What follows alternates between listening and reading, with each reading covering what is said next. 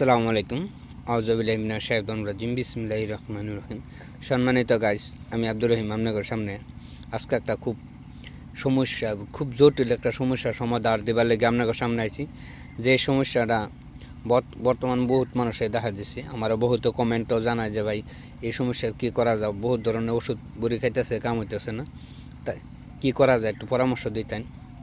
এই যে একটা গাছ দেখছেন, এই গাছটা হচ্ছে বহুত চিনছুন, এটা ডুনমানিক পাতা, যেটা মানিমুনের পাতা এটার মতনই হয়। এটার মতন একটু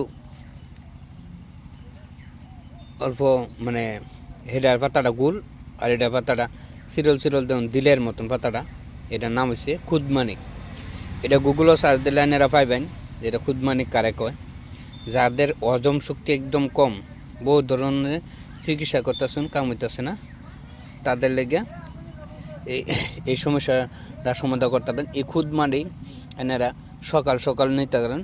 আপনারা যদি 100 গ্রাম খুদমানিকের পাতা নিন, নিয়ে এটার পেস্ট করে রস বানাবেন। রস বানায় এটার লগে যেটা আপনার কালা নিমক কয়, যে কোনো গালামাল দোকানে যে কালা নিমকের কথা করলে কালা নিমক এমনি করে কালা নিমক দেব 10 গ্রাম মতন কালা নিমক লবেন, আর 100 গ্রাম পরিমাণে এটার রস লবেন। একটা মিশাইয়া এটার 4 কাপ আধা কাপ রস ডেলি খাইতে পারেন। 3 দিন খাইন, দেখবেন যেরকম ধরনের হজম শক্তি না করে সমস্যাটা আছে সমাধান হয়ে যাবে। কিন্তু আরেকটা এটা হজম শক্তি বাদে আরেকটা কিন্তু সমস্যা কাম একটা মিনিট, তারপরে আপনার চোখের পাওয়ারের লেগেও বিরাট ভালো, আপনারা খাই দেখতে পারেন। আজকে এই মতো বিদায় নিলাম, কোথায়।